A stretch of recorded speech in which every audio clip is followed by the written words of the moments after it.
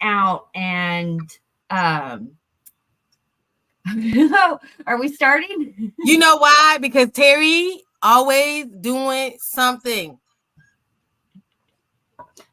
I'm sorry. You will bring up some fascinating, complicated something, and then boom, I'm like, no. Okay.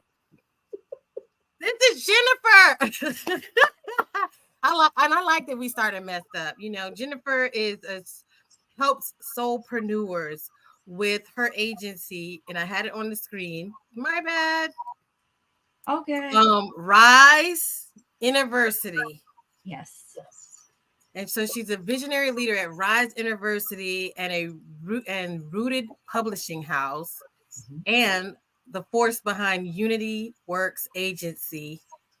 And she approaches a combination of adventure and tech savviness to bring things into the concrete, to bring our ideas into the concrete and allow us to be fascinating, wonderful, and successful soulpreneurs. And I'm going to leave it like that. But Jennifer evidently sucked at math in school. So no, yes, just to give a background story, Terry had, we were talking off camera and she had mentioned that recently she's realized that she was trying to do a math problem and she couldn't put it together. And her guides were saying that's because it was a 3D thing. And so I was saying my experience going through school, I struggled in it because you can teach math several different ways, but they just don't teach it right here on planet Earth. And I struggle with that. And having a son going through school, I mean, when he brought home the window pane thing, I was like, what the hell is this? And they make it that way so that it's so confusing. Like they had classes for parents to learn how to do the window pane thing to help their children. So it's completely different than what we learned in junior high. And I think a lot of those programs right now, with the split that we are seeing and experiencing going through, it's all going out the window because we can't make sense of something that doesn't make sense anymore. We're not going along with, that's why we have to do it because someone's telling us. Just going back to math, it's like there's a whole, we've been taught on a linear fashion, but numbers aren't linear. But they've put it into that linear fashion. So why do we have to say that 3 comes after 2? It doesn't. They're multidimensional, right? And so it's like, how do you take these numbers and then you put them in? And it's like, it becomes a very, very challenging. And so if you're thinking more in a 5D kind of a way, then that 3D stuff is like really starting to be like, this just is, how have they controlled us? And it's really, it's like they have controlled us. They haven't missed it. They haven't missed a beat. They control everything. Yes. And it's, I love hearing your experience. Thank you for sharing that, Terry, because it's actually been a theme lately with conversations I'm having with other people. And it's getting to the point where I think a lot of us are really feeling that we are separating. It is so freaking apparent. Okay. And some people are struggling. I have my moments too. I'm going through my own thing. Give me 2 minutes in my car out in the Matrix driving in Houston, and you will see a completely different side of me because someone is always plugged in. But here you bring in just math. It's in every single area that we can't justify the insanity anymore. I was talking to my little sister this morning about something, and she was saying how frustrated she was in the situation. And I sent her this TikTok that I came across, and it was this lady that came up with the word stupefied. Okay. You are fascinated by how stupid people are. So you are basically stupefied. And I was like, that's so accurate on how people are feeling now, especially those who are breaking those programs. So, and it's frustrating for I think it's frustrating for people who aren't really awake, because it's pushing them to see something that they're not ready to see. And so it's got to be really frustrating for a lot of people. We can look and we can talk about it and we say, well, no wonder, it's because that's a 3D constraint and they've programmed it and we're moving into a different energy. But for the people who haven't been awakened to that aspect, it's got to be really frustrating, because things are not making sense or not adding up. And I like being on TikTok for the fact that I get to see a lot of different areas of people. And I will say, ever since we moved into 2024 and Pluto transitioned into Aquarius, it's going to be going into retrograde into Capricorn here shortly, but that's for a short period of time. And then we're going to be in that energy. And the eclipse did something, okay? All these people who thought that we weren't telling the truth about chemtrails or this or that, they've been listening to all those TikToks and all these people talking about it and how crazy it is. And you have normal people go out and set up their cameras and they're noticing tic-tac-toe in the sky. And then they are like, And a lot of people are going back to certain videos and they're like, okay, now I'm witnessing it for myself. And that did good, because the thing is a lot of people are so plugged in. They don't take time to go outside and notice just looking at the sky. There is something really off about what is happening up above us. And that kind of brought the attention to it all comes in waves. I got the message from my higher guidance about 2 years ago, and it was piss or get off the pot. And that's basically get in and do your work or don't do it at all. And I think we are, the split is experiencing a wave of people that are slowly waking up at the end, but there's a whole bunch that are just not going to wake up. Mm-hmm. And we're now seeing that more apparent. So there is another wave. Some people are giving me hope in humanity again. I'll say that. So, but it is happening. And I think this last eclipse and how synchronistic and crazy and pumped up and all this energy it was, and things that are happening after it have gotten the ones that were not quite awake's attention. To The alarm clock went off. You're muted. I just watched They Live the other night, and I was thinking about this is a documentary. that the fact that like people probably thought the most important thing about that movie was the aliens are taking control and they got the signal. And to me, the most important thing was that they fought so hard. Roddy Piper and that other guy, like, just look at what I'm saying. And they beat the snot out of each other. It was like such a horrible fight. Like, you want to turn the movie off. I couldn't believe how hard they were physically fighting to not see. And then the newscaster, she refused to look through the glasses, but she knew what she was going to see. And she still refused to entertain him or give him acknowledgement that she knew that what he said was true.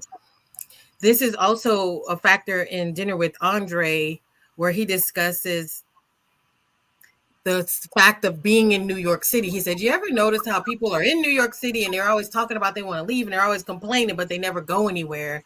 And he's talking about this concept of us being the mice trapped in a prison type situation, but that we become the warden because we won't let anyone else out either. With our mindset, we won't let anyone else out and participate. But we are. If we actually took some time and maybe like a Sunday or whatever and dove into YouTube and watched just some observing lab rats, we are the lab rat. Mm-hmm. What was that movie? I don't want to say it was A Secret in Them.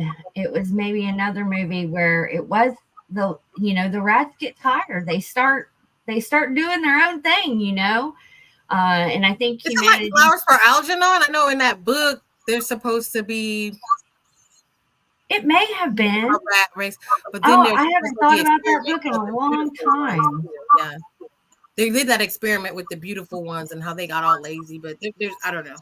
Yes, I mean Someone, if they think of it, they'll write us and let us know, right? we are at war right now, and it's, I think, the most excruciating one we've ever been through because nobody is aware that we're in it. And just like if we were acting how they were acting and they live, or trying to tell people, it's the same thing. We're meeting that resistance because people are not wanting to see. But at the end of the day, I think a lot of us are getting that awareness now, or the veil is thinning enough that we're seeing that what we're dealing with is not a human.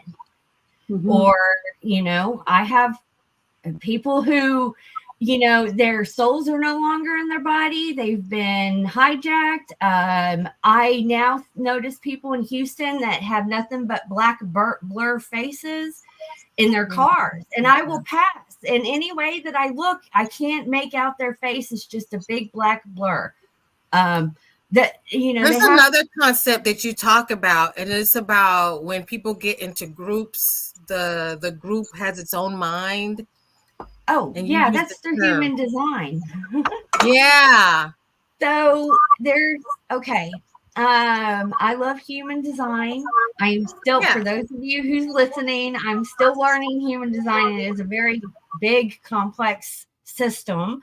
But I have found, just to back up, in human design, we each have 4 different types of human beings. And this happens in all of our different animal kingdoms. Okay. We'll take ants, for example.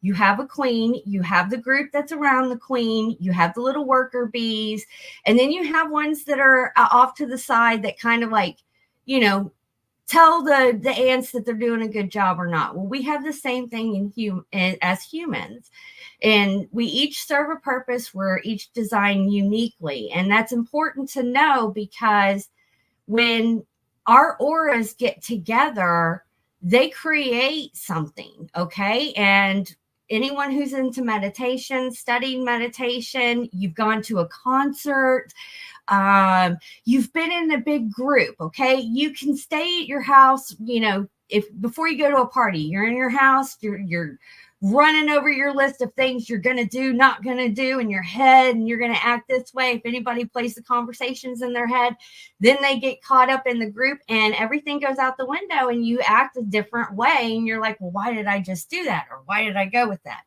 Well, that is because in human design, that's what's called a penta, okay?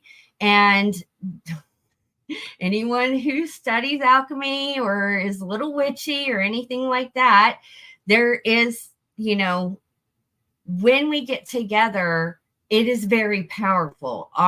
It's a group of 3 or more, and families create this.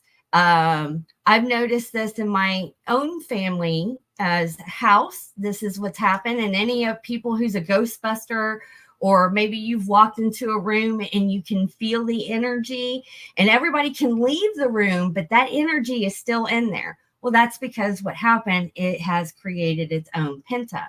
And what that exactly means, thank you.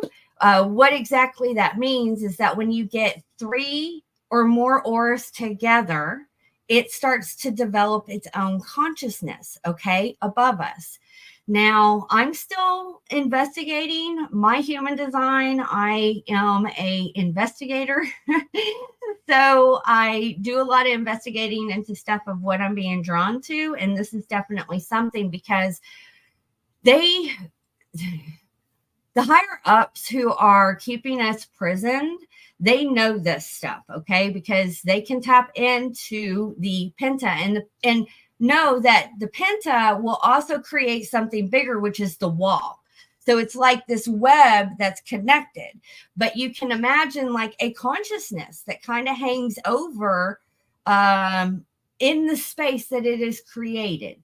So it will influence people. It will influence how you act, how you feel. It can influence thoughts and ideas. It does develop its own consciousness. It just doesn't have a physical body here in the reality. So houses are great examples. You Ghostbusters, okay? What you're really working with is the penta. It is an etheric impression of the energy that was there that is left stagnant within the house. So people who go do land clearing, gridding, those are big examples of different pentas that you are working with, and could possibly, if it's a huge culture and a tribal, like that was, a lot of the tribe lands, when you go there, there's a lot of energy in different ones that could probably be considered a wall. But if you're someone who is interested in that, I'm diving into more of like what the penta is, how do you work with it? How do you transmute it? And for my own personal experience, I live in a house with my family, and there's become a period where I'm wanting to move to the next step, but there is this force over me, and I realized that it had to do a lot with this family home. So I've been tied to this home ever since that I can remember, 45 years. And like, it's that family home. So the thought, like the other day, I was looking at different places to move, and I actually had this anxiety come up in me. And it was a fear anxiety of like moving away from home. And I'm like, where is this coming from? So it was the penta, and it all up in my head. And it's like, I'm having this conversation with this energy, and it is that penta. And it was telling me that I can't move far away from home. Just all sorts of stuff that I really didn't need to hear, that wasn't true. And it was coming through in different voices of my family, because all of that happened here, and it all got programmed in that energy that is over the house. So you can feel this and experience this when you go into a room after an argument, all sorts of different things. But if you're picking up an energy and it's not from a person, most likely it's a penta. You're muted, honey. You're muted. Oh. I keep trying to fight the feedback, but in the matrix, there's a portion where it says that the old programs want to exist. And it's very much like this, like there's certain Facebook groups or certain Telegram groups that if you go in it, you can feel that you are being watched. It is literally watching you. And then there's some groups where you can get so attached to it. Like you got to be in there. You got to be watching. You got to know what's going on. You don't want to miss anything. It needs your energy, and it is literally alive. It literally wants to feed. It wants to be alive. It wants to be recognized, like the color purple. So I just love it when I hear you talk about that. And I'm glad we got to share that. We're going to share a lot of stuff. And I wish I had warned you all first, because Jennifer, you're like mega mind, but your head isn't that big, like I am actually designed that way. So in my human design, I'm a 5-1, which is a heretic investigator. So I am supposed to externalize what I find through my investigation. And sometimes that can take me a while, because I only speak from my personal experience of knowing. It's what I really got into human design, because and when I witness it in my own life, I'm like, oh my gosh, there's something to this. So I have investigated. Like, I'm one of those that if I don't know something, I'm going to go learn myself. So I've investigated all sorts of things. So who knows what's going to come out. I'm actually thinking about starting another podcast called Junk Door Jennifer, of just random conversations of whatever comes up. So you talked about it. So just for people listening, some people know about human design. They know, they've been following it, but there are some that it's like, what is human design about? Can you give us a, the really short version of what human design is, so that people have, and it's a very important aspect of what you do, but can you just give us an overview of it so that people can understand a little bit what we're what we're talking Absolutely. about.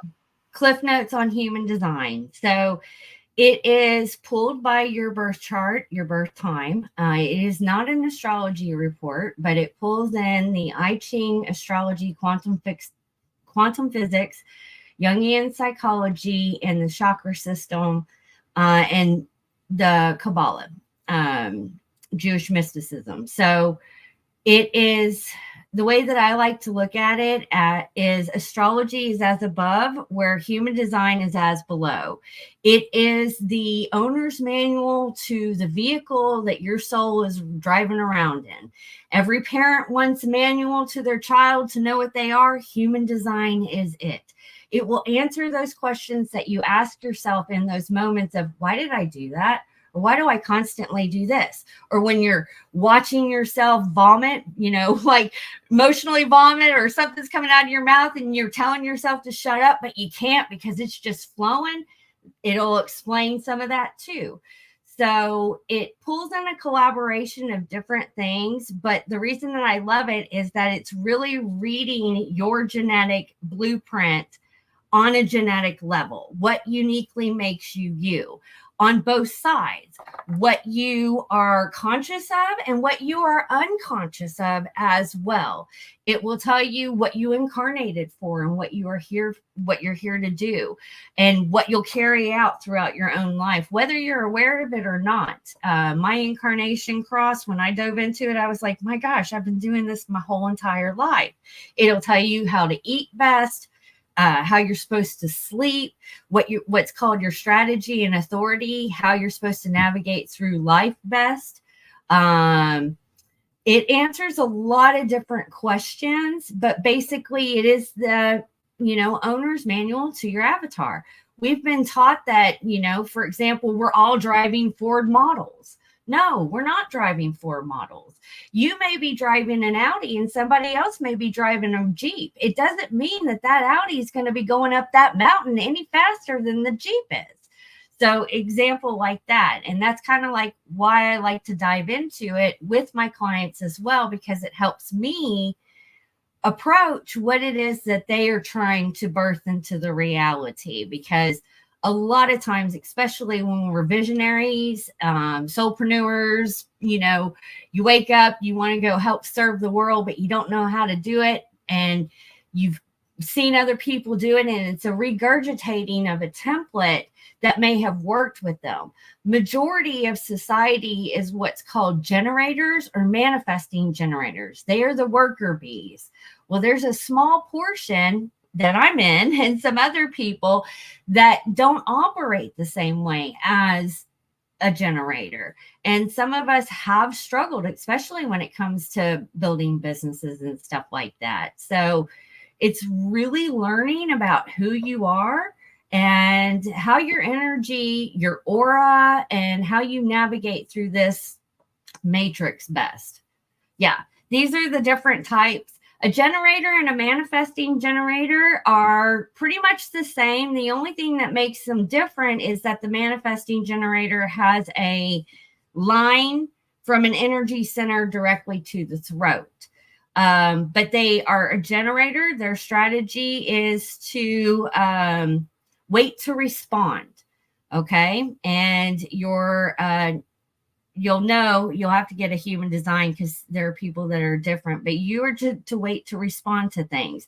Projectors, they're here to lead and guide. They don't have it. We don't have the sacral energy center. A lot of generators, they need to burn themselves out before they go to sleep. They're the ones that are the very hyperactive kids. They're running around, high energy. They get shit done. That's what they're here to do.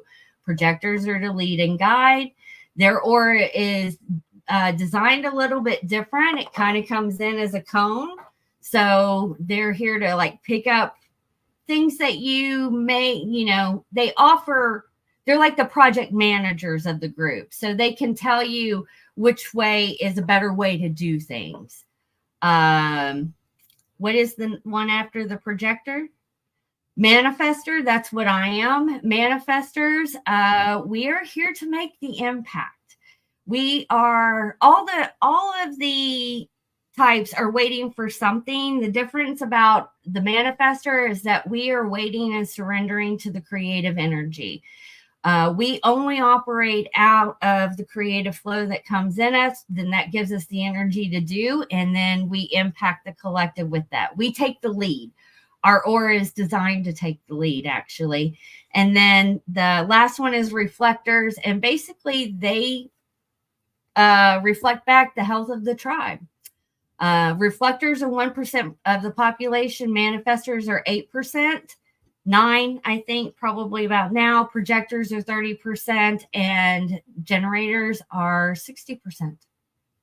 So, yeah. It's a little crash course on human design. But if anyone is interested in it, you can pull your chart and download a book on my website if you don't know what your human design is. Let me get it. Is it the Rise University? Yeah, it's riseinversity.com/get/your/chart. I think it's under. There you go. Let's see. Tell me where to go. Let me see where you're at. Okay, yes. Hold on. It is under. Where did I put it? Community. Pull your human design. You can put your name and stuff in there. And yeah, this is a little picture of like what your avatar would look like. And, you know, it has the 64 hexagrams in there. And you have different gates and channels and centers that are highlighted. You know, some may not be highlighted, doesn't make you any different, but it does tell you a lot about yourself. I can dive into like, you know, my shadow self. You can do a lot of shadow work through human design. It will definitely tell you we have duality inside of us, guys. It's not good or bad. It's just looking at it. And when you can look at it as black and white, you can work it with it a lot better. And it will tell you that. Your open centers are going to be your greatest teachers during this time here in this incarnation. I'm a manifester. I have an open sacral. All manifestors have an open sacral. The shadow side of an open sacral is not knowing when enough is enough. And we experience a lot of burnout. And when we do something, we tend to go overboard. This is where I can see my perfectionism manifest. This is where I can see where I burn myself out. I burnt myself out in my business. I've burnt myself out in my research because I wasn't listening to my body. And, you know, it was like, do. Or another example of why I did my coaching program. I mentored hop. I was hopping from one mentor to the next, to the next, to the next, because I'd go through their program. I'd completely understand it. I'd get everything done that we were going through towards the end, but I couldn't execute to the next phase. Well, okay, I'm a manifester. I am meant to initiate. I'm not the finisher. I initiate. Generators come in and help me complete whatever it is that God wants me to produce out into the world. So I am a sign that is meant to have help behind her. But I would beat myself up that, why couldn't I get it? Why did I burn out? Why did I get this resentment towards the end? Why am I sitting on so much stuff that's 90% complete? I get all the creative flow up into that point, and then it's like my energy just goes. And once I saw that, I was like, shit, okay, there's something to this. Let me dive into this and let me see how this has affected my life. And it has. So, of lots of things. Human design is pretty fascinating. It is complex. If you're doing astrology or anything like that, it's not anything that you're going to learn over time. But anyone who's new to it, what I highly recommend is getting a session, learning a little bit about yourself, and do what is called entering into your experiment. And that is you learning about yourself and witnessing you doing these things within the moment. And once it catches your own internal attention, then you'll be like more, okay, let me dive into this, because it is complex. It's a complex thing, and it can pull out all sorts of different things about yourself. But it's if they were entering an electrical code in our vehicles to make us like, you know, Erica, you're driving around in the Erica model, Terry, you're driving around in a Terry model. That's the code to y'all's vehicle.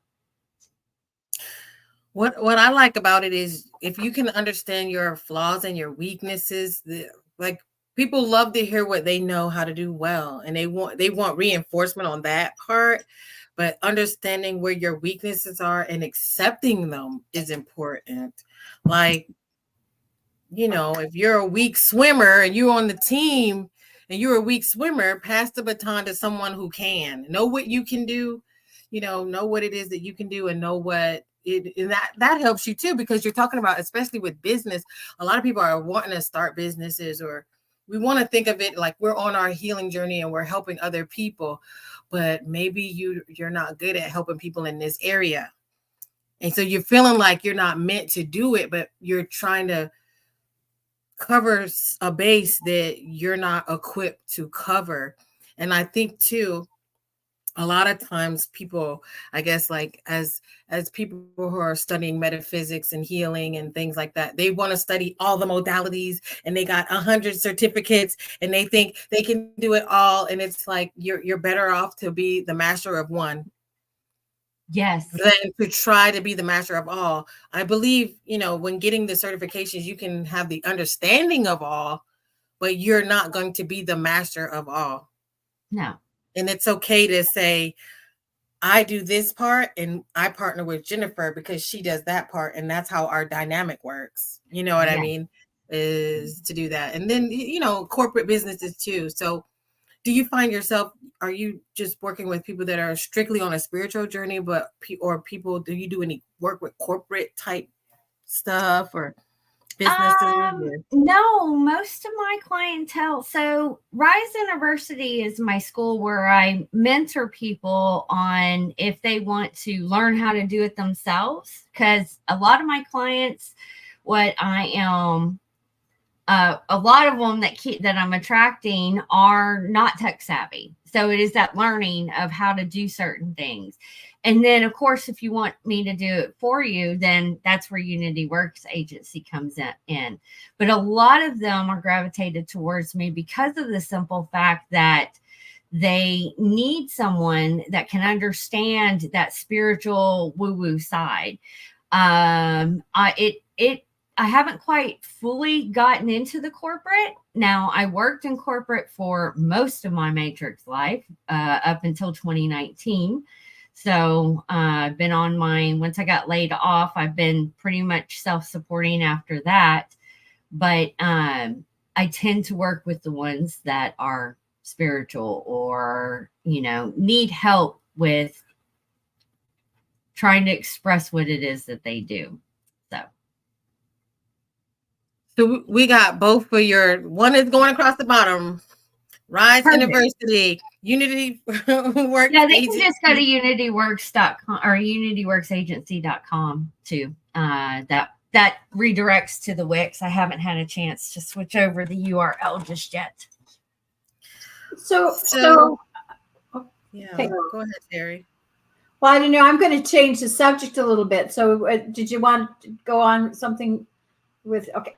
So I'm just going to ask you, Jennifer, you are on this quote spiritual path. Is this something that how did you get into that aspect? Has it been a part of you all of your life, or was it just you had this great awakening, or how did you move from that corporate to what you're doing now? And yes, I know that 2020 was a big change of things, but obviously you must have had the inkling before that. So do you want to share any of that with us? Absolutely. I will. So I was intuitive my whole life. I have experiences, some that I have and not fully shared, but I'm pretty sure that I was in different like programs when I was younger. I had a handler that did a lot of abusing. So that's kind of like my upbringing of when I came in. My mom was single, and I'm the middle child of two sisters. So needless to say, when I got into my teens, I did a lot of rebelling, and that started to lead me down a path of addiction and alcoholism. And around that time is when I just kind of shut off my gifts. It was like a very vicious cycle. A lot of people who knew me back then, it's night and day change. But I did struggle with recovery for quite some time. And it was like a revolving door. I'd have short periods of time where I would get sober and then I wouldn't. And nothing really stopped me from living that path, except for I had a divine experience. And that divine experience scared the living shit out of me to the point where I ended up in a hospital because I thought I was losing my mind. And at the same time, I was having a voice come in and tell me that I wasn't, that I was okay. And what I've made sense of it now is that I feel like I was unplugged. Like I knew that something was going on that was not right, and they unplugged me, and it was kind of a kundalini awakening at the same time.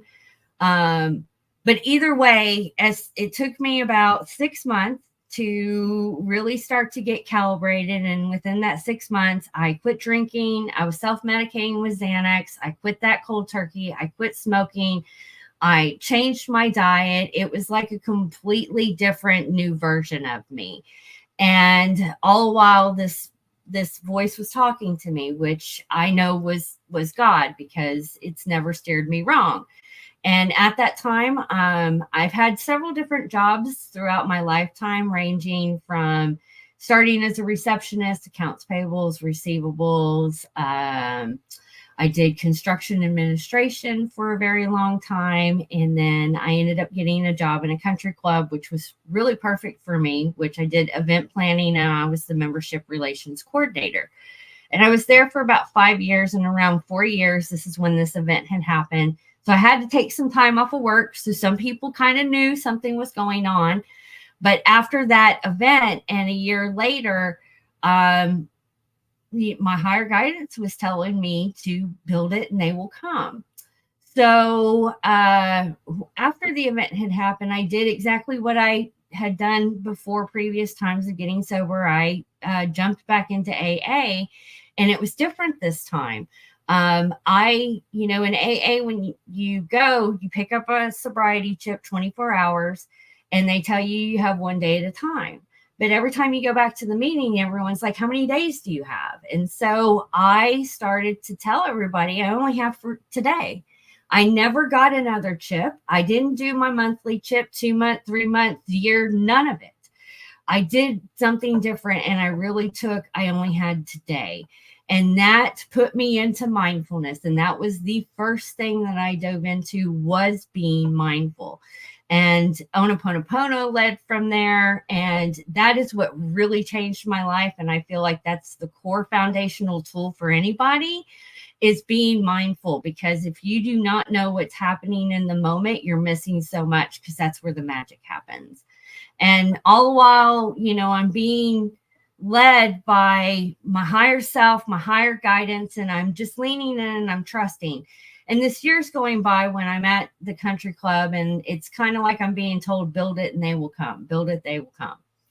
And so I'm learning mindfulness. I'm was doing all the marketing at the country club. So I got really good at graphic designing and stuff like that. And so I'm playing around with building my own website, trying to figure out how to do my own business, just like what I teach now. And it got close. I kept feeling that it was going to be close, that I was going to be let go. I was told I was going to be let go. And I just kept asking and praying. I was like, do not let me go and not give me anything. Allow me to have severance or something to pad to the next thing. And sure shit, I had already taken all my stuff home. I knew that all the way up to the time that my boss came to pull me in to lay me off, our IT guy was remote logging in to lock me out of my computer, and I was cleaning my browser. So when she pulled me into the office to, tell me that they were doing layoffs, and this was before COVID, and all this stuff, I was just speechless. And she asked me, she said, do you have anything to say? They gave me severance. They didn't give me 3 months. They gave me 4. And so when she said it, she's like, do you have anything to say? I stood up and I looked at her and I said, the only reason I'm handling this so well is because I knew. And I left. And all I had to do was grab my purse. I didn't have to clear out my desk. I didn't have to do any of that because I was already told to do it. And I got in the car and I was just like, holy shit, whatever's, higher voice, higher guidance is talking to me, I really need to listen. And that's where I really started to chime in on my intuition. And there were some legal papers involved. So I told my boss that I would, come back, let me take it home and read. I was not in the mood to do it there. And, everything turned out, and I went back up a couple of days later to get my check, my severance pay, and I got pulled into the office by the HR manager and her, and both of them were like, who told you? And I was like, what do you mean, who told me? Well, how did you know? Because they knew that I was clearing out my browser, all my stuff was gone, so there were signs that somebody told me. And I just sat back and I looked at my boss and I said, that little voice inside of you that most people don't listen to? And she said, yeah. And I said, well, I feel like that's God. And God told me that this was going to happen. And God told me that my journey here is over with and that it is my time to go on and do what it is that I need to do. And she started bawling. And she was not ready for that response. And from that moment forward, I have my moments where I don't lean in fully into faith and everything like that. But it was that pivotal moment that I did lean into faith. And what started Rise University was that I am coming into my 7th year sober. Okay. I don't go to AA meetings. I don't do anything that I was taught previous. Not that there are some things that I can say about it, but if it's working for you, it's working for you as long as it's working for you. It did not work for me. But the Soulpreneur, when you make the decision to do something greater than yourself or to help humanity in any which way, know that you are now stepping into the hero's journey, because it's going to trigger everything inside of you. And at the end of the day, if you're frustrated and you are not where you think you need to be, the only person that's standing in your way is you. And so going 7 years on this journey and investigating so much and diving into all the different knowledge that I do know as it pertains to building an online business and courses and stuff like that, I've been on my own hero's journey, and I wouldn't change it for the world. Being an entrepreneur is one of the best tools that I have had to break through my spiritual work. And that's how I look at it, because, in this time period right now, what we're doing is we are labeling it as an online business. But way back in the day when we didn't have this technology or whatever, we were still working to do the same things. This is why I like human design, because some people are bakers, some people are digital marketers, some people do the newspapers or develop the ink for the news. It's all different things, but we all come together. And they, at some point in their journey, had to break through certain things. And so I look at it as a spiritual I can't think of the word. I just went blank. But yeah, that's kind of how my journey got started. And yeah, I can go into a little bit more. I did a podcast on my experience. It was very I'm still processing it, let's just say, after 7 years. It's interesting because you still are very close to your family. A lot of people feel like because they're going through this, that they've had to expel themselves like from their surroundings, but you're finding yourself strong in the center maybe of your family. That's I have my moments. So yeah, not that you're not kidding. I slap yes, on my mom, so yeah, somewhat. I mean, my family yeah. is pretty small. Right now, I do have some family members that are really close to me that are not talking to me because of my beliefs, and I do cause a lot of friction within it. And that's kind of why I was looking at. I now know that the ancestral trauma that I was here for um, is coming to an end. I had to come back to the house, after 2019. I lost my job. I was in a relationship. I lost the relationship like 2 weeks after that. We were living together. So I lost the house. I lost the dog. And I came back to my family home, and then COVID happened. And then shortly after that, I have elderly family members, and so now it's the health issues, and I'm trying to help through that, but they are transitioning into their own facilities. So I'm like, this is the opportunity that I can stop being the Caregiver. yeah, my incarnation cross is the cross of dominion. Okay, so dominion's mentioned several times in the Bible. It's the foundation, and so I tend to be that foundational person, and that's what I am really good at doing in design, especially as a manifester. That I can, especially in times of crisis, I'm one of those that I can. It's the 5-1 is considered the general. Okay, so when shit hits the fan, a general is needed to step in to have their sense about them.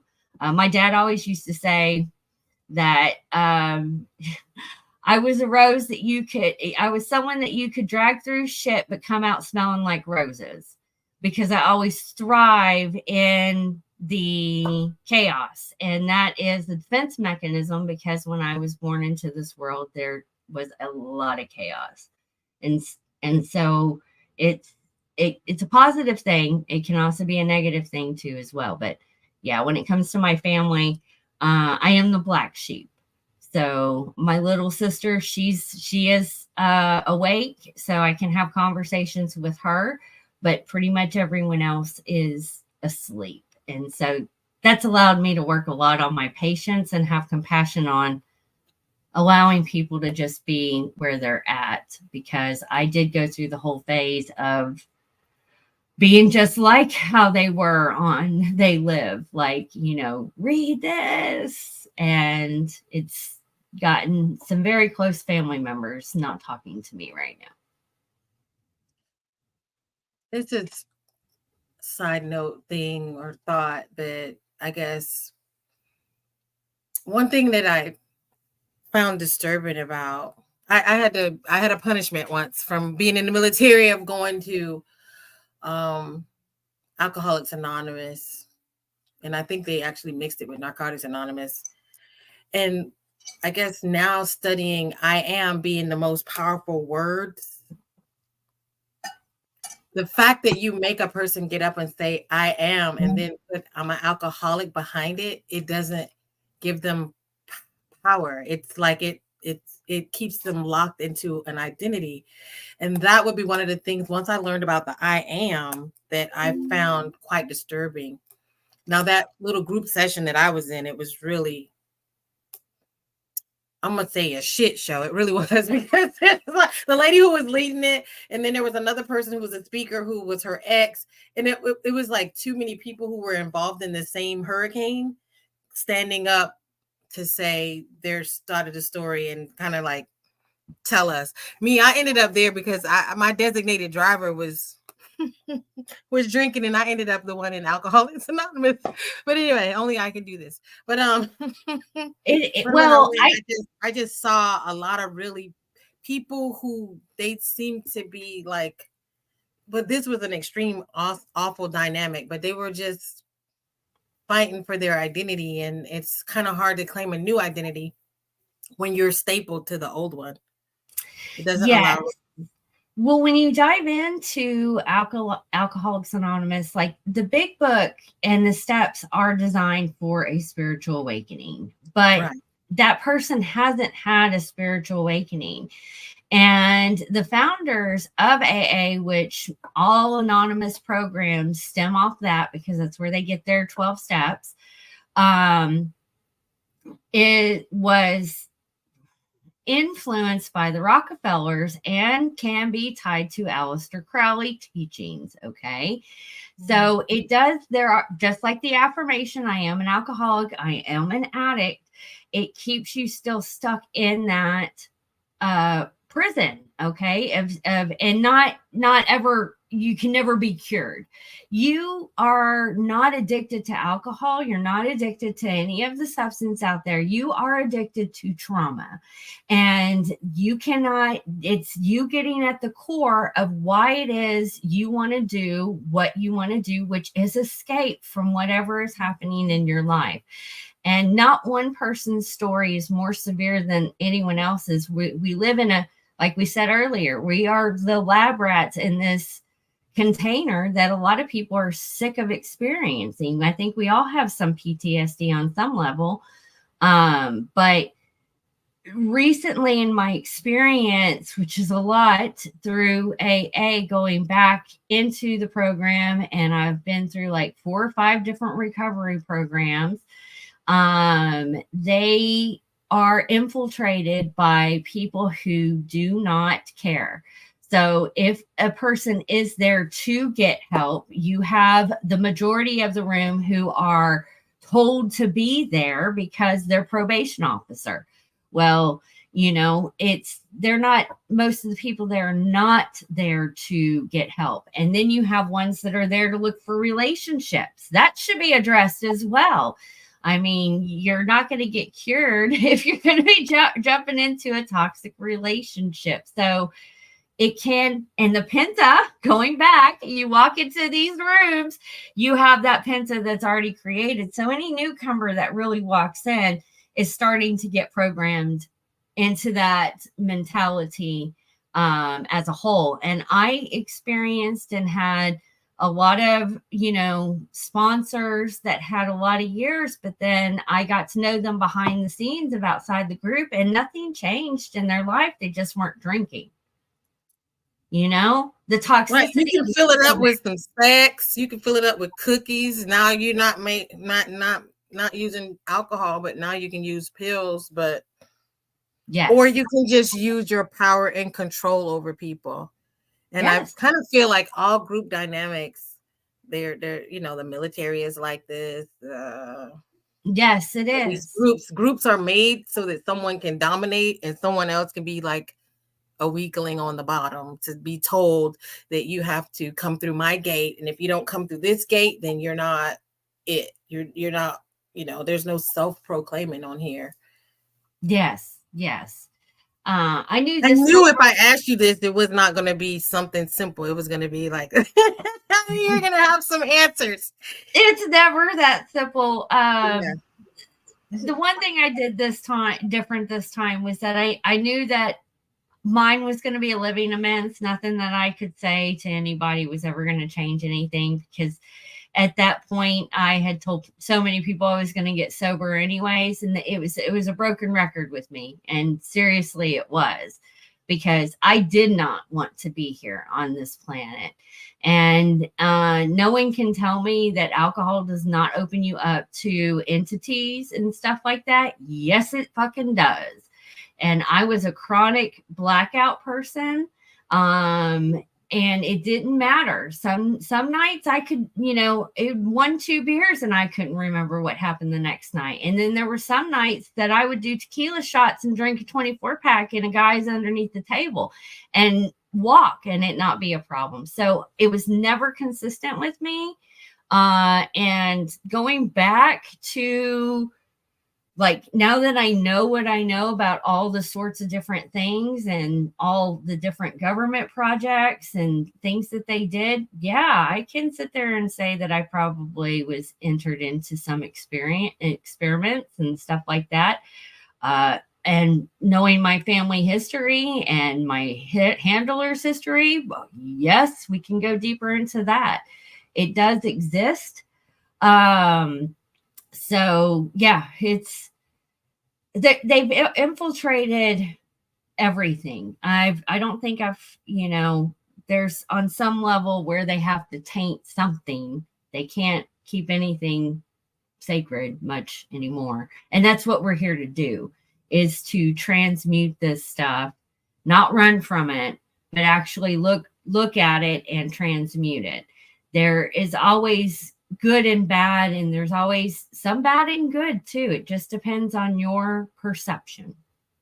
I feel like I relate to you in this aspect because I've been a person that's focused, like gone through drug abuse and alcohol abuse. But I noticed that I would be around people later in life thinking that they were the same. Like, I don't have, not that you should look down on anybody, but I understand now that I'm not the same. Like, I would stay in these situations or be around certain people, but I felt because I had been through this, that they were like me in this aspect, that I came through it and I'm okay. I don't need it. Right. But what I did notice is that, like, some of us have the ability to go through the fire and go into the burning buildings and come back out and be stronger for it, right? Where some people, they just get stuck in that building. They don't have that ability to overcome it and transmute it, like you said, and use it to become a force inside of you that makes you stronger. Honesty. Just being honest with yourself. Looking at, again, this is why I like human design. One of the things that I've had to work on that I've noticed about myself and in my incarnation crosses, I have gate 45. And gate 45's purpose is a tribal. It is meant to, I collect resources, okay? And so when I collect the resources, I can distribute them to the tribe.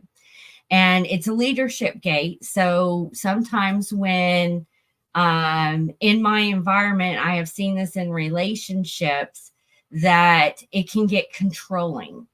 And so where I see this manifest in myself is in my relationships. One of the things that, they've been toxic. One of the things that I did was control the environment. The house had to be clean. We had to be on time. We had to do this. And it was obsessive controlling. Okay. And when I learned about that gate, I was like, oh, holy shit, I do that. But it's a shadow aspect.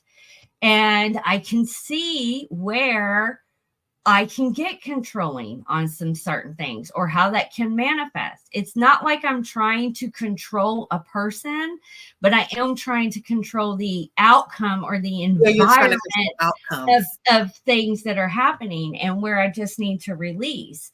But that is all in part of my incarnation cross, which means it's going to be more magnified with inside of me. But that just discovering that one little thing has allowed me to review the past relationships and what I did do to control it and how I burnt myself, not knowing when enough is enough. I have an open root, constantly feeling under pressure. Like it's a chemical fucking reaction that happens in your body in a millisecond. And if you're not mindful, you're going to completely miss it. And then after the fact, you're like, well, how the hell did that just happen? Or why did I act that way? When you get to witness it firsthand, you're like, wow, okay, there's something to the energy flowing through me. But I can notice that gate 45 where it is apparent. Another part of my incarnation cross that's in my head and why I'm full of knowledge is that I have gate 64, and gate 64 is somebody who's constantly reviewing the past. I have to review the past to make sense of what is happening in the future. That's why I do a lot of studying of history. So it is constantly replaying the past over and over and over. Plus I have gate 63, which is the gate of doubt. So I'm constantly picking the inconsistencies up in the patterns of what's happening and making post-it notes in my head and this and that. And I'm trying to put it all together. And just me explaining that is a lot. So now you can see what's all happening in my head. And so when I get too wrapped up into that, I can be there for a very long time thinking about something. And then I'm like, okay, why don't I just stop trying to control the situation because I'm overanalyzing the past and I'm trying to put all these doubts together in my mind to do this and just kind of like let it flow and see what answer comes up. And normally that's the faster way for me to get to the solution than me just being all in my head. But chemically in my human design, that's what happens. It sounds like the perfect storm for a mad scientist of some sort to be running tests and be like, oh, let's see what happens with the outcome. If we turn this knob a little bit, but then the thing about it is that you're calculating all the things in your head already anyway. So I don't know. It's pretty cool. I wish we were, there are some times where I was like, man, I wish I could screenshot that thought. Like, yeah, I feel like that's why I take a lot of notes. You want notes. Girl, I have notepads all around me. I have a whiteboard. I have the big papers that you can draw on. I want to ask if you can draw on this. The other day you wrote about the storm, and I don't know if you remember exactly what you wrote, but you were going through an extreme level of observation and expression at the same time. And do you remember it? Yes, I know. I don't remember exactly what I said, but I remember what it was about. That is. Oh, okay. I'm gonna read this, and it says, "Imagine if a hurricane ran from the rain. How contrary that would be to nature, to its nature. Like the hurricane, you carry the lightning bolt and the thunder within you, nestled between your bones and your soul. Yet you've been holding back, avoiding the very power that makes you formidable. What if you could tap into the immersed energy? What if you could become the storm that you've been hiding from, embracing your full potential and letting your presence be felt far and wide?"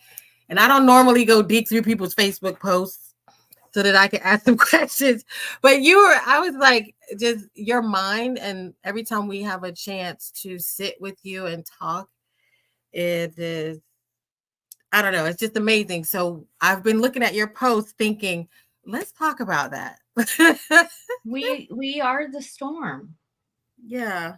Going back to human design, me being a manifester, one of the biggest things that manifestors struggle with is that most of the signs are to wait for something. Okay. And it's not like an act asking permission or anything like that, but not manifestors. We are here to shake shit up. We are not to be told what to do. And because of my experience in my life, I have people pleased. I have asked permission for things, and I'm not supposed to. I'm meant to inform that I'm going to do this. And my aura is designed to, it's called closed and repelling. So what that means to me is that people who are not in alignment with me, and I've seen this happen, people who are not in alignment with me will get all agitated and irritated, and they'll lash out at me, but then they have to immediately leave.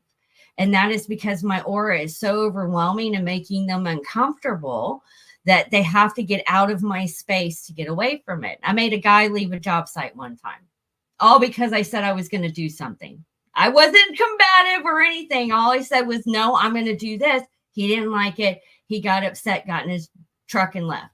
And that's when I was like, oh, holy shit, there's my aura at work score. Because what it's teaching me, before I'd get all personal about it, What it's teaching me is it's not in alignment. So I'm learning as I'm observing my energy. I have this storm inside of me that is waiting to be released, but I don't release it for the simple fact that, are people ready? Are they going to be able to handle that? Are they going to be able to understand that? And I've been kind of quiet with a lot of things over this journey. I know a lot of people in all sorts of different communities, and I can be reclusive, but recently I'm like going through my own another rebirth section, and I'm coming out and I'm sharing what I need with the world. And that I know will ruffle a lot of feathers to some people, and some people it won't. But going back to like the storm, we all have the storm inside of us. And depending on what day it is, it can be calm waters, or it can be one of those that is just ready to go. And a lot of us, where we are collectively, we've been going through this journey. Those who are awake to things that are happening in the world, we've watched this shit show for the past 4 years. I'm still wondering who has the remote to change the movie, because my God, it's the worst that we're ever watching. And interesting at the same time, but we're all getting to this point where that storm is brewing inside of us.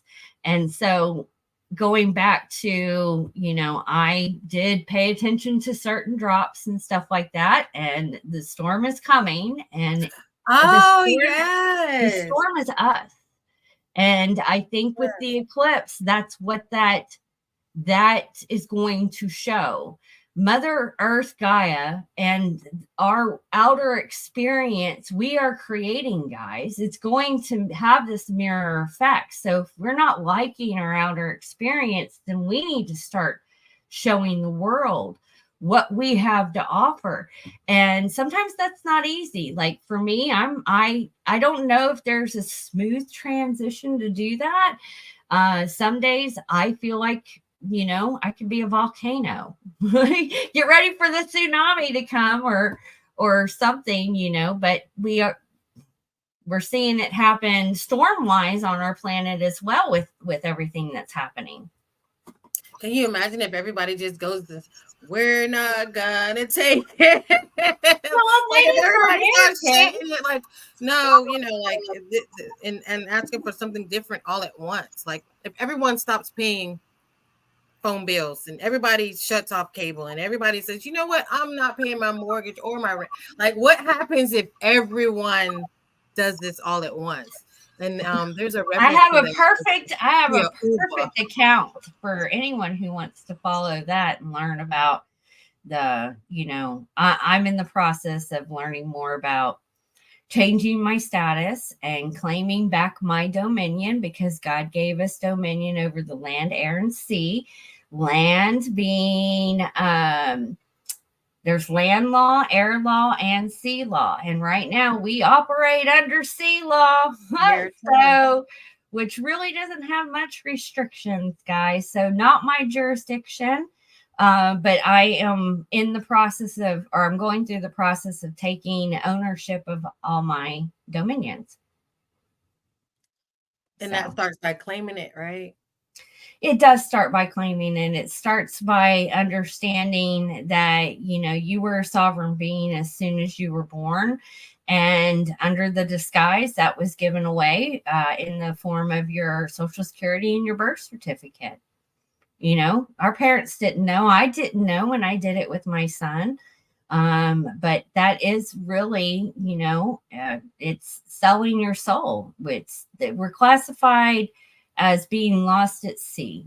The whole birth is a ritual in itself. And everybody contributes to it.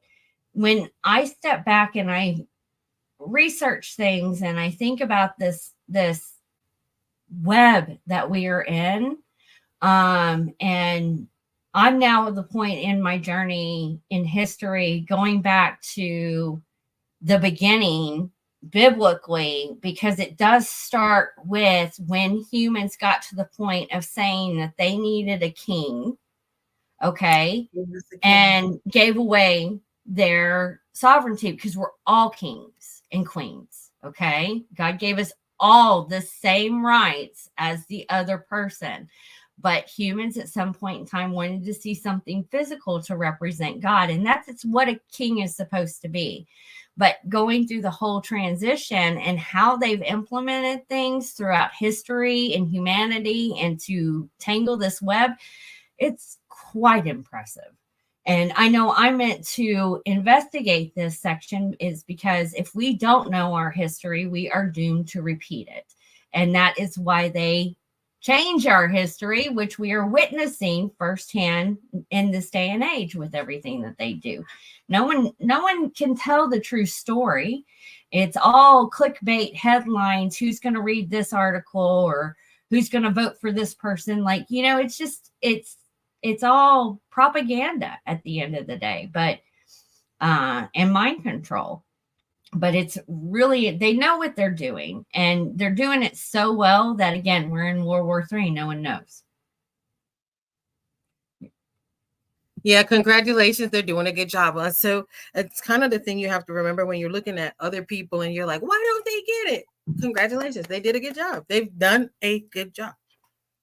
Yeah, they have. Yeah. It made me think, even hitting on this part, because I guess some people maybe don't know, like at slavery time, slaves had papers. So when they emancipate the slaves, they give you now a birth certificate, not just for these people, but for everybody. so welcome to the family. Welcome to the corporation. They started to issue that in Rome. Rome never fell. It just went underground. When they had slaves in Rome, you had to carry the paper to prove that you were a free citizen. Where are your papers? Makes me flashback to your papers. Exactly. And the 14th Amendment didn't abolish slavery in the United States. It made us all slaves. And knowing that, I think the biggest thing for us is, like, even with human design, just knowing where you are, knowing that you're not free, and then figuring that out so that you can become free and make those steps. You had said something in our last meeting about these 4 red, is it calves? Heifers, yeah. Heifers, not 5. that's it. There's 5 names, Jennifer, don't you? Good God. No, I was kidding. But it was so interesting, and Terry missed it, and she was like, darn it. But I said, no, we're going to talk about this. And it's amazing that today is this day that this is on the menu. It literally is on the menu on the exact day that on the news. Yes. Yeah. And not many people talk about it. And this is why I think I'm led to like investigate this. And it's interesting because there are several pieces throughout my journey, my past 7 years, of things that I've investigated that are playing a part. So the red heifers is a religious sacred ritual that has not been performed since the time of Moses. Okay. And it is very sacred to Israel and Israelites. And I'm not talking about the Zionists. I'm talking about, going back into biblical times. And I question red heifer because we all know, when you sacrifice a heifer, who are you sacrificing it to? Baal. But I haven't quite connected that dot yet, but I'm put that in there. So this ritual has not been performed in like 2,000 years. And it's a big freaking deal because when you sacrifice the red heifer, you mix its ashes with water, and that is what you use to cleanse the ground you're going to build the temple on. And it is, you use it to cleanse the priest. Okay. It's what they do to perform a ritual, and rituals all play a part in everything that we do. So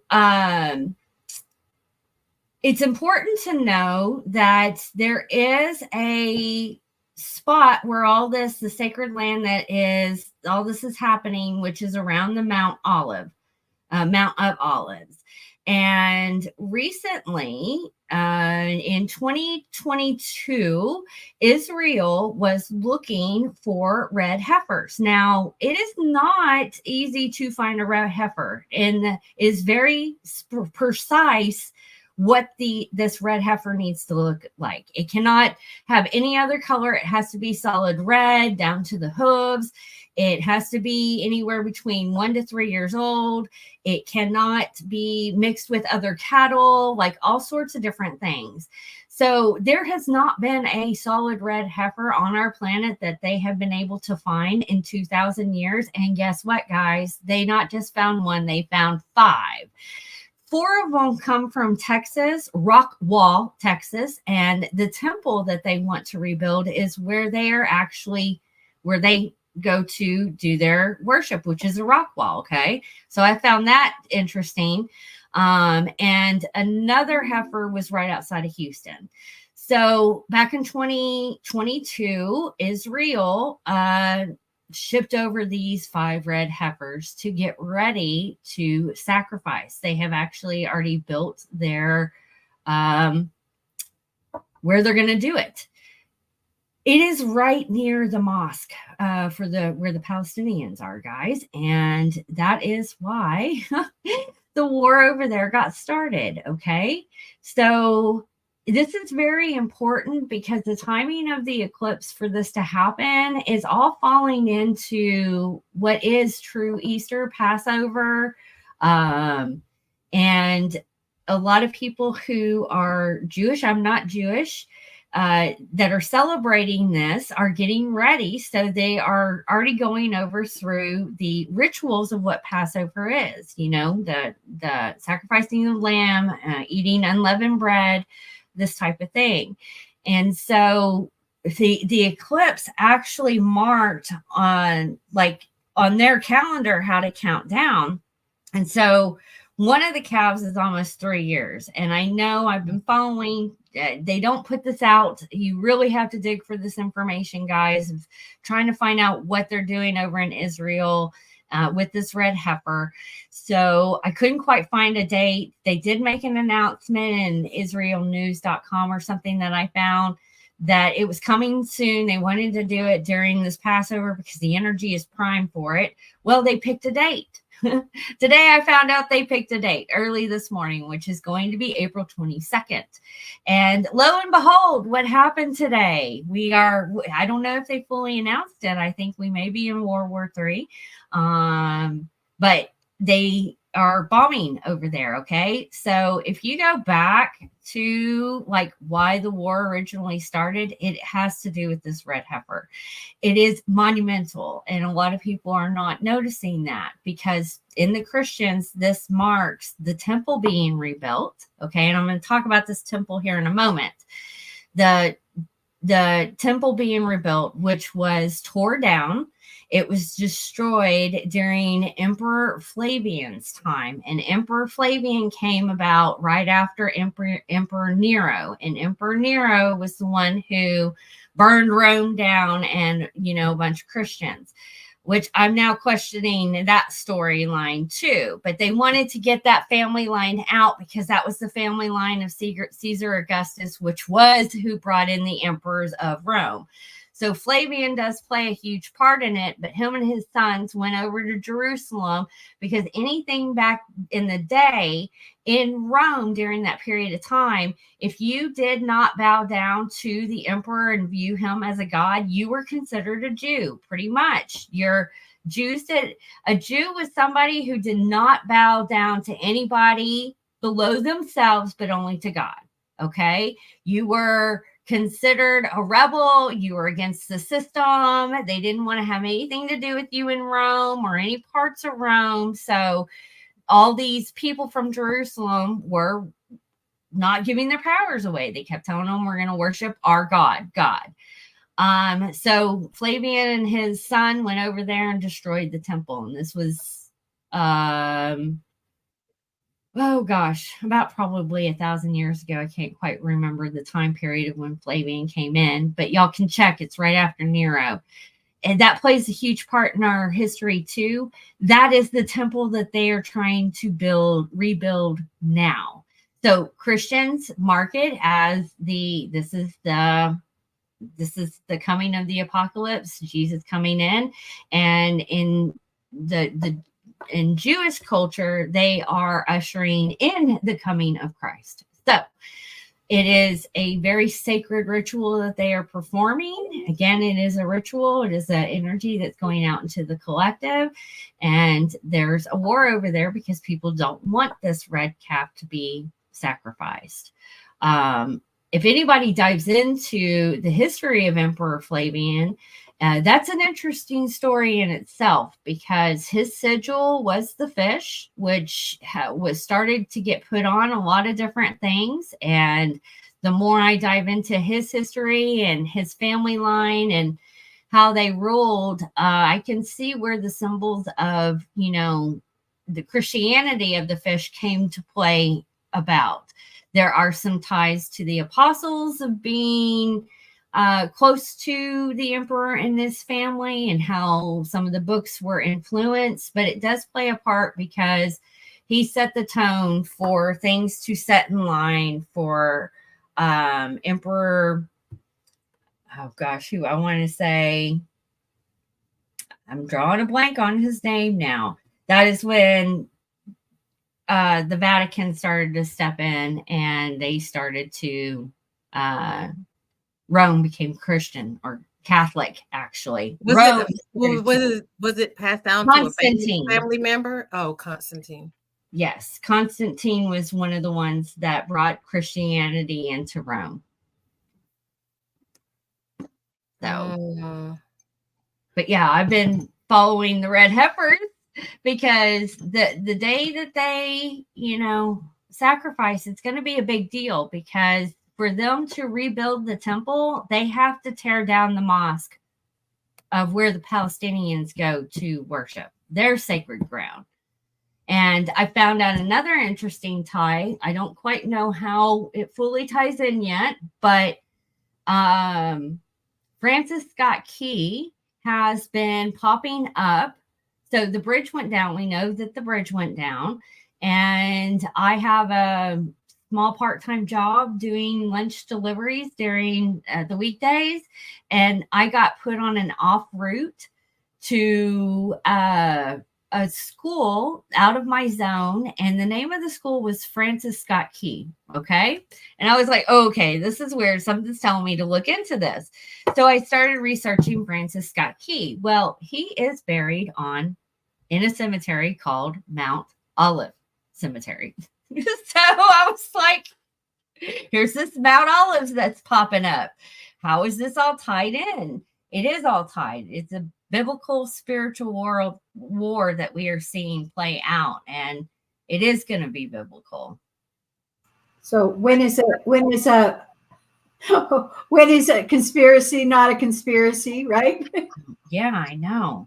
Too many coincidences. Yeah. So. I think people don't even realize, like, even our presidential elections, we're still watching, the War of the Roses, the 7 Years War. Like, we're watching this thing is still playing out over time. This is not like a conflict happens and it's over. It has gone through thousands of years, hundreds and thousands of years, and I think we take this for granted, but of course we do, because this is the whole reason why you would move people from their homeland, cut their hair off, isolate them, and you move people around, you mix up tribes, and you confuse the people, right? It's so that here it is, your family. Like, if you think Hennessy celebrated a 250th anniversary. They know who their family is. They know who their bloodline is. They have their family is more like not like a corporation. Like, it has its own manifesto. In this family, we associate with these people. We only marry these people. We don't mix with those people. And we keep our money like this. This is really, the book about what would the Rockefellers do. Like, there's a financial book that we used to teach people with. But, a part of that would be this is why we have wills and trusts and, and we only marry these people. Like these people keep track of Everything's their in blood. the family. And all wars have nothing to do with us. Nothing to do with And us. most of it's because one side of the family's pissed off at the other side of the family. Like the Clintons and the Trumps, because they're all from the family of orange. So it's like World War One was started because of that. Yeah. No one can really say why World War One was started, and it was because two cousins were pissed off at each other. The whole dynasty in Russia got annihilated. I mean, a lot of horrific things happen, and the people, because we're lab rats, we get caught in the middle of it, and then we're the ones that are left to suffer. And I love going into history. I love studying the monarchs and how they're all together, and just the shit that they tell the people. But it's never, at the end of the day, it's never for your, their benefit. It's never for our benefit. What we're told as people is just enough to support taking your tax money, enough to support you being in the military, joining the military, or being a part of a campaign to pump you up to say, we're going to what? It's always you got to save somebody's children. We got to protect, but it's never really what we think it is about. And people watch shows like Rain, and they can walk away from that and go watch the news and not get the correlation of what you're witnessing. They watch Rain, they watch the Vikings, and they watch all these things with this, how do you say, with this narrow blinders scope, on, with blinders on, not thinking, oh, okay, so these are the people that made the Bible, and those are the people that own Heinz ketchup, and these are the people, these are the guys that own IBM, and like these people are still here. They know who they are. You just don't know who they are. Yes. I always found that mind-blowing. But yeah. I'm glad that you, when you brought this up about the heifer, but I said, I know what this means for me. That somehow the chaos will create, for people who are manifestors, it's your time to work on you. And, we're watching these things and looking at them, but it's not because we're saying stick your head in the ground and hide and the world is coming to the end. And in these aspects of thinking, oh, the world is going to end, it's maybe the world as you know it. And that might be the world as I know it as an individual. That's so funny you say that. I just said that. World. Me and my friend, I just did a podcast with my friend Robbie, and we were talking about the REM song. It's the end of the world as you know it. And it's those little things that they've actually put out in the collective that we can remember, because they've known there's so much historically that they have known that this time period is coming. I mean, it is written all in our stars. But yeah, I don't feel like it's the end of the world. I feel like it is the end of the world as you know it, because the world that you are living in is an illusion. There's a show I saw a long time ago, a YouTube video. For some reason, I was on this track of black holes and, talking about different fibers of the universe. And they really said, yeah, time is speeding up, because they've been witnessing the universe expand since the early 19th. Like these people, they understand like, oh, that the sun is going to be in this place. They understand that the universe is expanding. And so what we're witnessing is these attempts to use it in their favor and to, like if someone wants to block out the sun, why? It's not because the sun is all of a sudden killing us. It's because it's the nutrients that we need, right? So I want to turn you against the sun, make you afraid of it. I want to put particles in the air to kind of block the signal out. But even going to worship inside high places, being on top of mountains and going places so that you can get closer to the God particles until you can get them first, Yes. And that is important to know that one of my favorite elements to work with is water. And so when you dive into learning about water, periods or places around Arkansas, they had a lot of healing water treatments in different places. And at that time, yes, water did heal, but water also retains memory. So the lower it is from a mountain, you can say that can get to be more dead water. But the water high up in the mountain, it's so sacred because it's not impacted by everybody's stuff. So, yeah. Well, you want to live on mountains and you want to go up high. Yes. And that's why, when you see people want to commune with God, they go up high. Or why are all the banks in the tallest buildings in your city? Those were the offices of the banks. Yes. Because, they're calling in the prosperity. I don't know what they do in there, but it is tempting to go look for the symbols and things.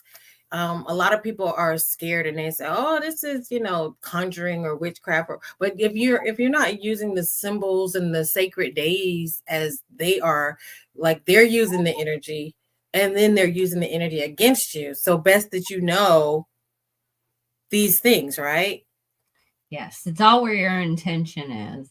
So yeah, because you're focusing on the positive, right?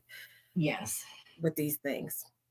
Yeah, and they do have high office. I had to go deliver downtown and to the Chase building one day, and it was like I had to take one elevator up to floor 50, and then I had to go up 20 more floors, and my ears were popping, and I was like, "Oh hell no! Get me out of this freaking elevator!" Well, maybe that's it. Maybe that's another reason to get you afraid of heights, right? I'm not afraid of heights. I was not you, but the general public, getting people to become afraid of heights. See, that's a general thing that's being passed on. That's a program. When actually you do want to go up high, the banks and the churches, and maybe that's steeples are up high to bring that down. They all bring down energy. So we have obelisk everywhere. Yeah. Go to graveyards. I started looking at the graveyards in Houston. There's a lot of obelisks hanging around.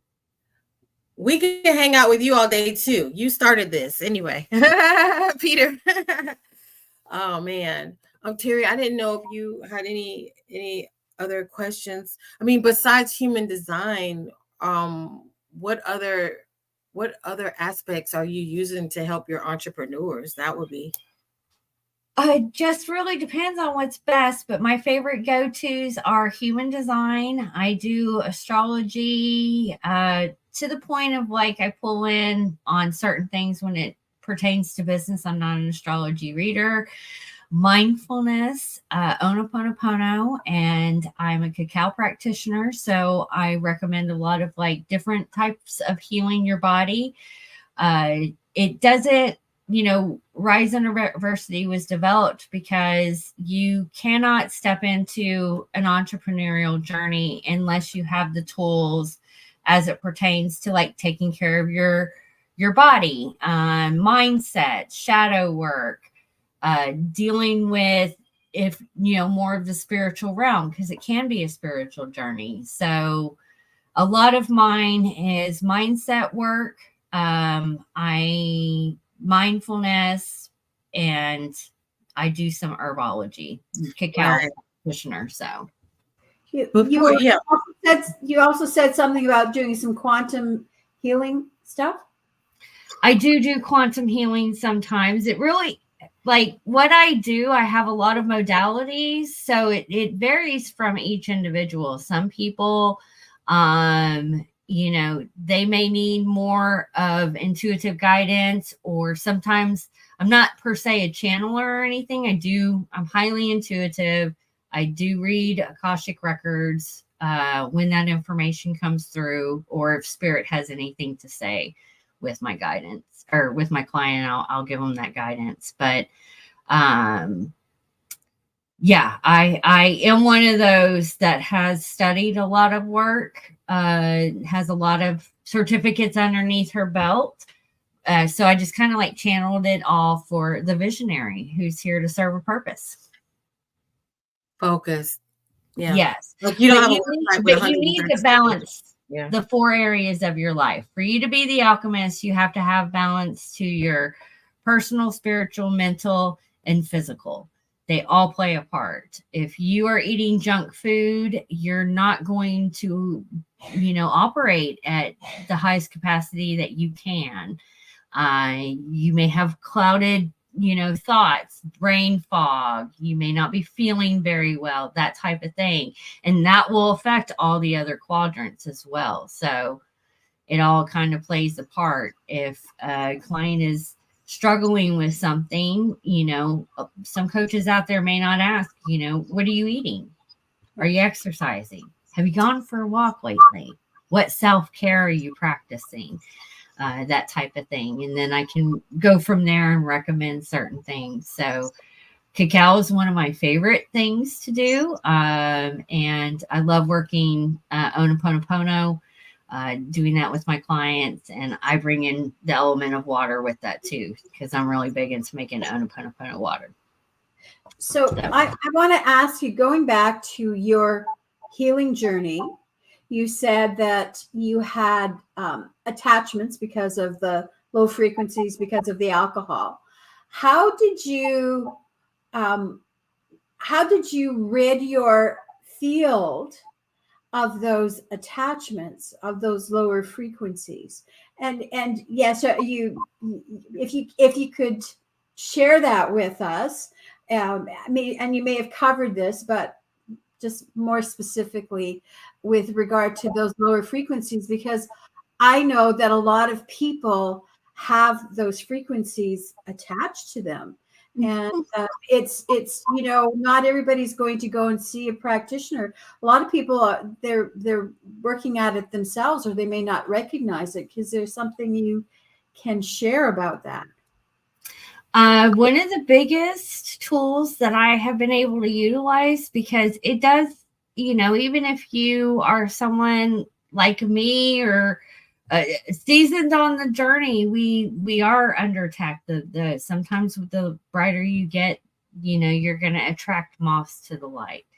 One of the things that I like to always go back to in my journey, because you can notice when you do have attachments, that's when you are just kind of like having negative thoughts. You're feeling maybe a little bit off. You are being more attracted to doing things that you shouldn't be doing. That's a good sign. Always go back to gratitude. Okay.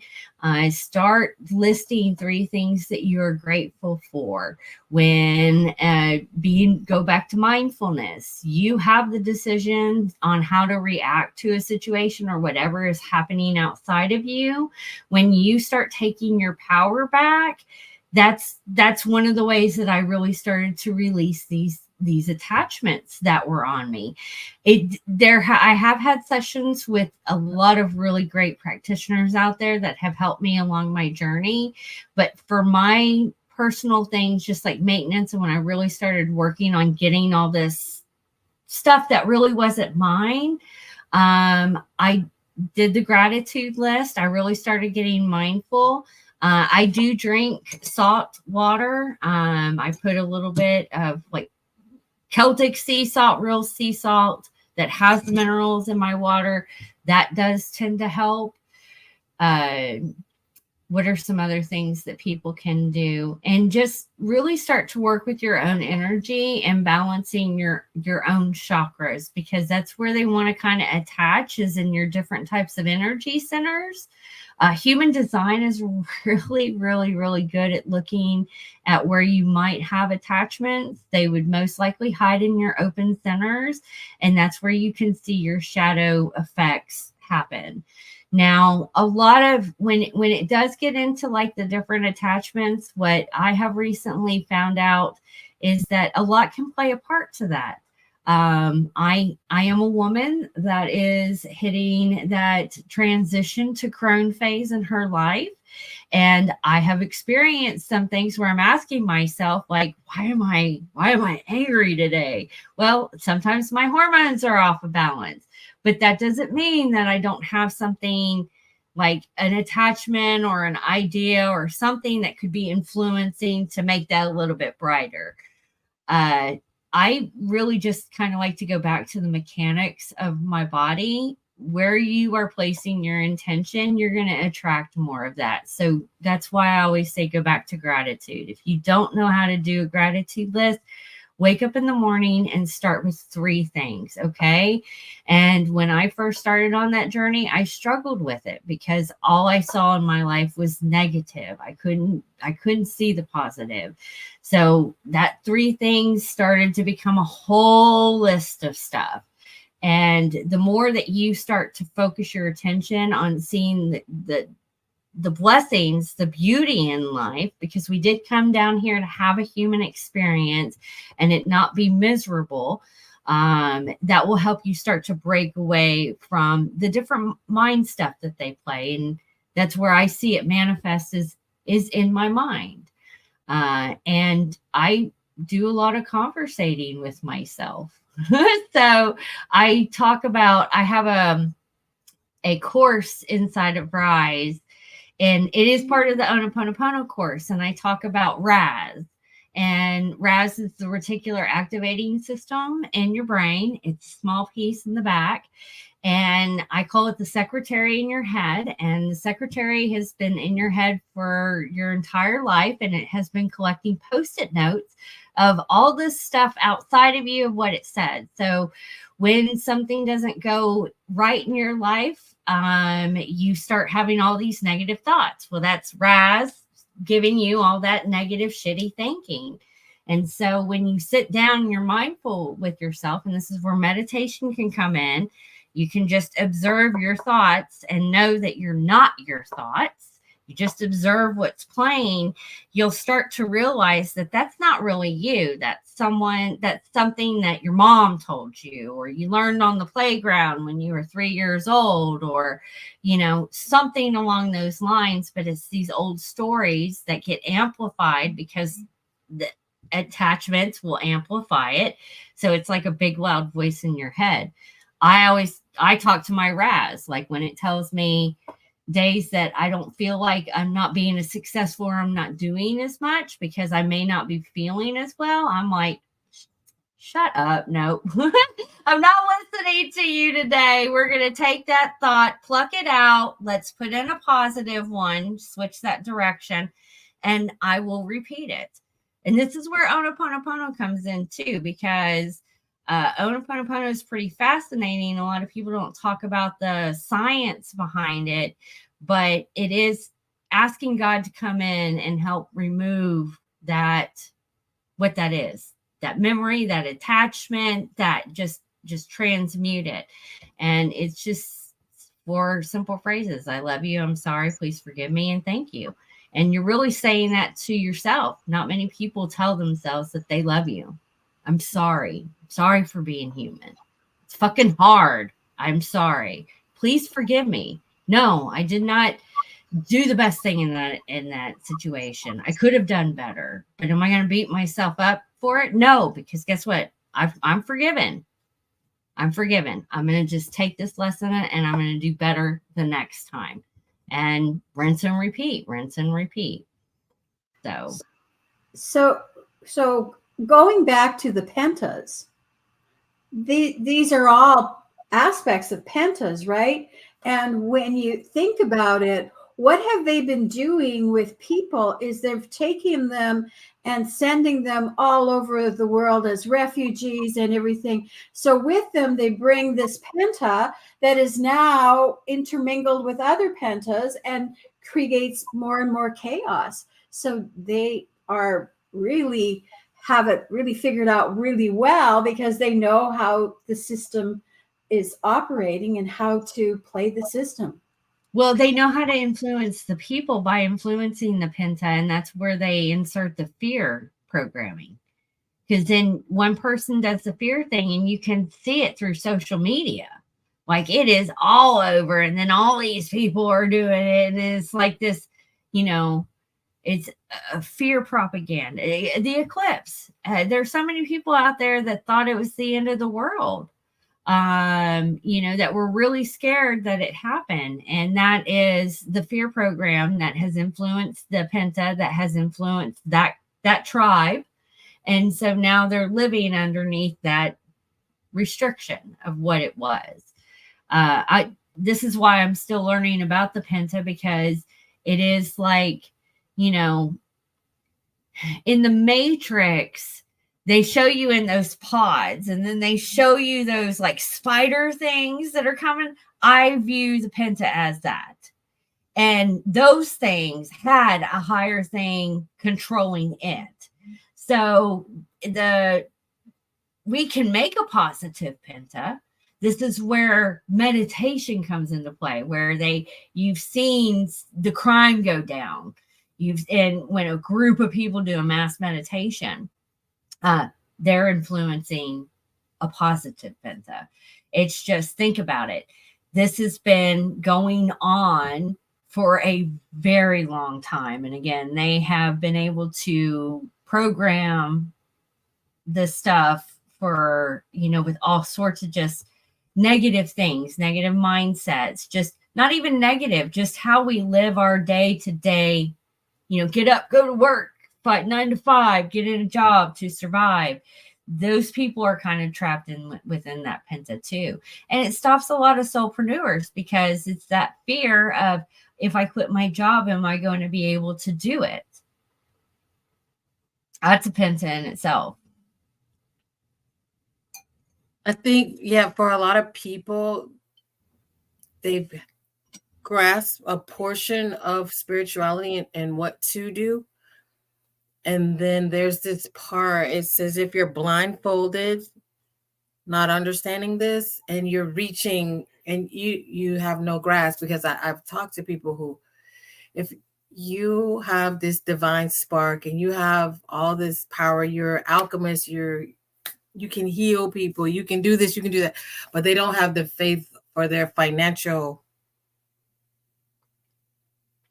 well-being to trust that they can create it, and that they are connected to source, and that you had this, you will be provided a new solution, and that you have to have faith in what you've been given, the tools that you have to operate with, and that if you go forward with that amount of positivity that you did, and the sureness that you did when you did a resume and you did an interview and you flew to Vegas for an interview, like these things that we did, we had faith. Like having a baby, you have no idea what your kid's going to look like. You don't know what they're going to be.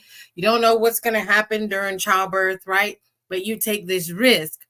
But for themselves, they don't have this ability to go take this risk. And it's fear outweighing your desire to have what you want.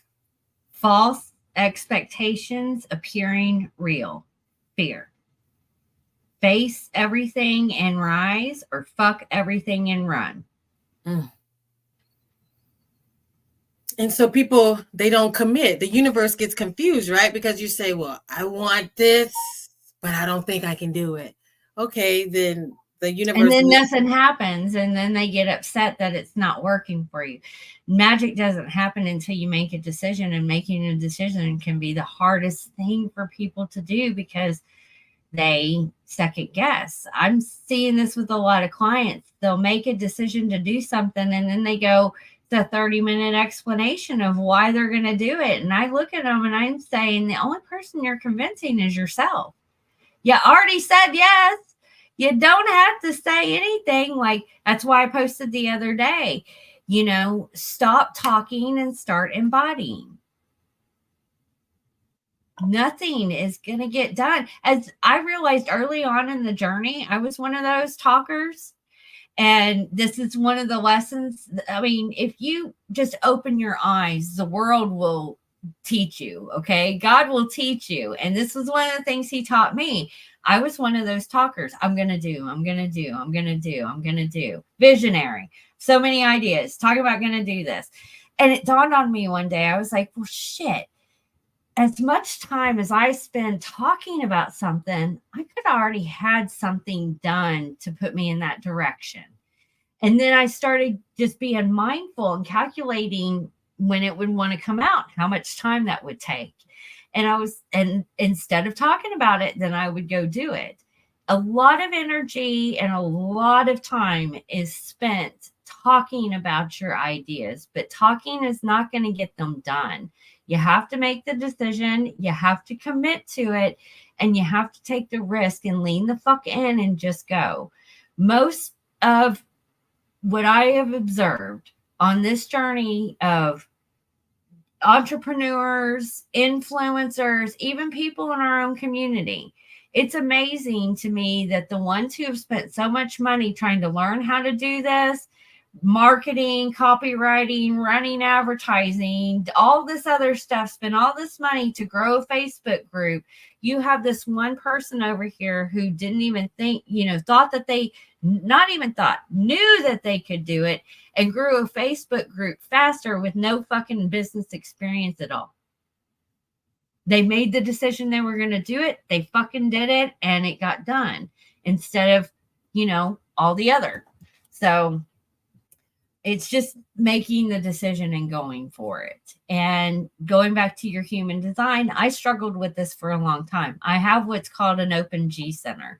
Your G center is what pulls you in your love and direction. When it's defined, your love and direction. I don't. I've noticed one of the things that when I get around a bunch of people, I can get a little bit influenced. I did this with relationships. I'd lose myself in the relationship because whatever person I was dating, I started getting into their stuff. Well, with my open G center, what I'm meant to do is to show you, whoever's in front of me or my client, what their love and direction is. And then I help them put that together because it's going to be a little bit different. I'm just serving as a mirror of the person in front of me. So, an interpreter even. Yeah. Yes. Yeah. Yes. It is. A lot of times too, people are worried about competition, but they're not really understanding because of what you just said. Because people pay for classes, because people go learn how to do all this stuff, and actually very few put it into action is a main reason why you shouldn't be worried about competition. Even if you post something, a lot of things people aren't going to, you could give somebody the formula for the best, cookies in the world, right? But it'll be very rare that anybody will ever even attempt to use the recipe. So we're a lot of times worried about the competition when the best thing that you could do is be a person of action. It's action. And I could even pull human design into this stuff. Something. Everything that's out in the collective that initiated first came from a manifester. Second, if you have a defined head center or an open head center, your open head center is basically it. I didn't make the terminology for this. I'm just reading how it was, but it is called secondhand thoughts. It's not a first-hand thought. A defined head center is meant to channel that energy out, where an open head center is more open to things. So the ideas come in and flow. Okay. So it can, and going back to ideas, and the guest that I had today on the podcast, we touched on this. It is its own consciousness up there. It's not our ideas, guys. It's coming down from above. And this is what gets me so none of it is yours in the first place. Yeah, it just makes none of it is yours. When some people are like, that's my idea. That's my thing. No, it's not. You're not the first person to ever do this. You may be doing it in your own unique way and flair. And I'm not going to take that away from you. But no, it's not your idea. This is why the universe doesn't need it to be just you. It needs to be this, needs to be everywhere because so many people need it. Everyone can't come to you. Well, Nikola Tesla started patenting his stuff because there was a guy on the other side of the planet that was getting the same freaking downloads that he was and was inventing the same thing at the same freaking time. Wow. So it is. It's just like, I'll have to send you the podcast we did today because it was really good. It's just you are not possibly dialed in at that frequency or radio station to receive that message at that time. It doesn't make you any different or anything like that. Some people will receive it, some people don't. And there's a lot of radio stations out there. So, that's why people are going high up. They want to get the signal yeah, first. yes. You know, it's funny. My mom, she was like, one day we were just sitting there and she was really contemplating. She was like, you know, I don't know who did it, but somebody stole my idea. And you would never believe what she was talking about. She was talking about hamburger helper. And she was like, I've been making this all this time, and somebody just went, and I don't know who did it. She was really upset. Like, the hamburger helper was her idea, because I'm sure plenty of women were at home making hamburger with some noodles, but somebody put it in a box. You know? I had this personal experience with an ex-mentor of mine, and I did do her human design, and she had an open head center, and I have a defined one. I'm fully defined up top. And I spent a year and a half in this course. I learned a lot of good things, but there were moments where, you know, you're in a mastermind, you're talking about what it is you're doing. And I'm a manifester, and this lady was a manifesting generator. She was able to take the idea and run with it real quick, where I couldn't do that. And so I kept thinking, I was trapped in this for a while, like, I can't do it because she just did it and I don't want to copy her. But then when I learned about our human design, I was like, well, fuck, you're the defined head center. So all this stuff is flowing out, which is, you know, she's got an open head center. So all this stuff is coming in with all her ideas. So of course she's kind of taking, it's not like she was taking my ideas, but I was influencing her decision making and ideas of what it is that she was doing. And now that I know how the energy works that way, I'm like, okay, that kind of makes sense. You know, with the defined head center, we are channeling that energy out into the collective, where the open head center is just magnifying the channeling that we're having. That's what the open centers do. But isn't that why like a megaphone? Are like an overthinker too? Because your head's constantly grinding. Like, open head centers, their shadow side is thinking about things that don't matter. They could be somebody that is deep into thinking about something for freaking hours, and then after a while they're like, why am I thinking about this? Like, it doesn't matter, you know, because it doesn't. Is there one of them that makes you look for things that don't matter? Yes, probably. Me and Terry were talking about how we can like misplace something, but it's like it could be days of looking, and you'll spend days and hours, like, but it's like you could let this go, but you won't stop. So I don't know. Probably. I bet you it does. I mean, it gets down to ticks that you do. Like, there were some that I was told, and I'm like, I don't do that. And then when I got honest with myself, I was like, oh yeah, that does do that. I do that. Okay.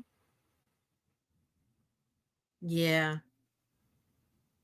Even before the interview, I was looking for the word penta, and I was like, is it penta? I'm looking, and I said, I don't know why we're looking for this right now, because we're about to see her in 30 minutes. Well, it makes, you know, if you are into any type of like craft work, or you studied that type of thing, you know, when a group of women get together to do work, that is called a penta. There's a reason why, you know, it's more powerful in numbers than you doing something by yourself. So we have a penta here. Yeah. Yeah, we do 3 or more. Or I was thinking, with your defined head center, you can people think they have to verbalize the ideas, but I'm thinking it's not necessary to necessarily verbalize it, that you still affect people even if it's not verbalized, right? It'll depend if you have a defined or open throat. Sometimes open throat people don't know how to shut up. Right. A defined throat is like speak when necessary. Okay. When I get excited, my voice escalates. Mm-hmm. Okay. And some people have told me, you're yelling. And I'm like, no, I'm not yelling. What the defined throat is meant to do is, way back in the day, we didn't have a microphone.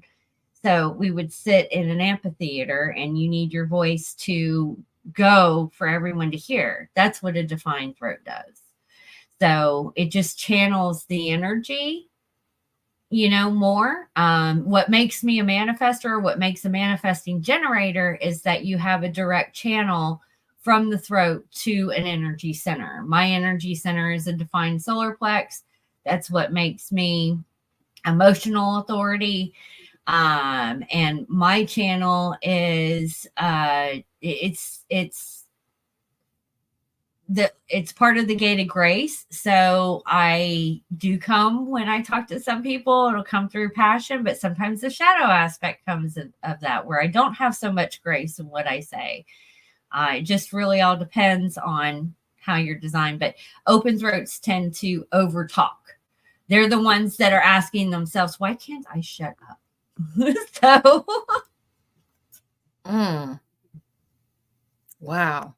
I mean, I love it. All aspects, the astrology, human design, cards. I guess I just like bits of information. And I think Terry does too, because we get giddy when we can just talk about ourselves, right? It's like, oh, this is why I do this.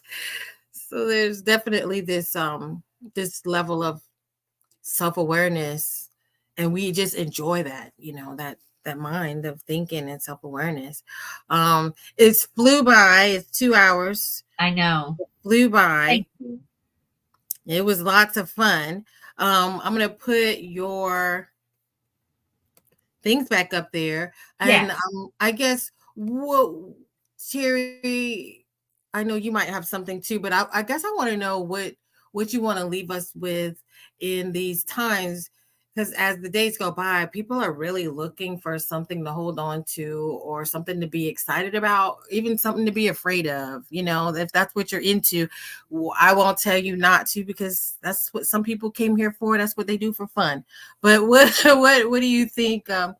What would be your message of what people can look forward to in the next coming months? When we got the calf, and we got Israel, and we got the drama. I think we are in for some exciting times. It's why you are here. It took a lot to get you here in the first place, through all your ancestral lines. I don't see it as anything to be scared of or negative. I do feel like it's going to be quite interesting and exciting. It may be scary at times, but again, self-care, self-care, self-care, self-care. It's the biggest thing that I preach, is loving yourself at the end of the day, because when you start to do that, then your whole outer world will shift as well. We are in very, very interesting times. I don't think it's easy for anybody. We're on our own unique journeys, and it's accepting that we have our own unique journeys and our unique stories. And we need to come together and start collaborating if we want to make a change. And I think a lot of us are starting to do that now. And that is what good leaders do. And we are all leaders at the end of the day. And it starts with leading yourself. So, Terry, did you have? Well, Jennifer, you have just enlightened us in so many ways. And these questions, that human design, you've shed a lot of light. And I'm sure that a lot of people are going to be so thrilled to check you out, check out your website, and check out the whole idea of human design. Because the first time that I saw it, it was like, oh shit, I have no clue what to do with it. So that's what everyone did. So you've taken that edge off of it, and with the explanation. So I know that people are really appreciative of that. I know I am. And your insight is just very refreshing.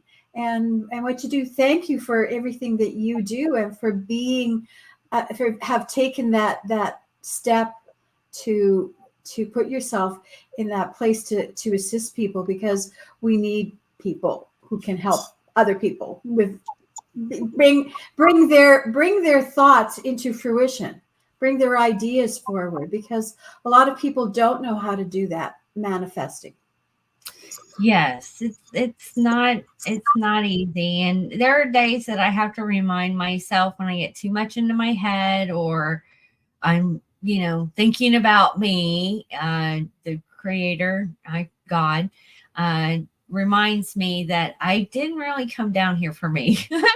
So the more I step out of my way and I just trust and lean and have faith, it is the creator working through us. And the more that we can get out of our way, we can get this thing going, and it is going on what we are doing outside of us. And that is a massive change on our planet, and a much needed change. And change can be a very beautiful thing and not a scary thing. Remember, it's all how you view it.